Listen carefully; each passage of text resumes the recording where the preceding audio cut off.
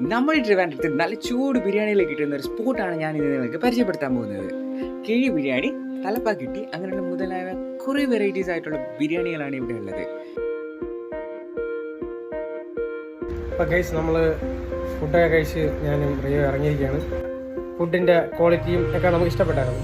അപ്പം അതിൻ്റെ ഡീറ്റെയിൽസ് എല്ലാം പുള്ളി ഇപ്പോൾ പറയും. അല്ല ഈ കട എവിടെയാണ് വരുന്നത്? കറക്റ്റ് പഴയ ബംഗ്ലാദേശ് എന്ന് പറയും. ഇപ്പൊ ഇതിന്റെ പേര് പീഡി നഗർ വള്ളക്കർ, പ്രിയദർശിനി നഗർ വള്ളക്കർ.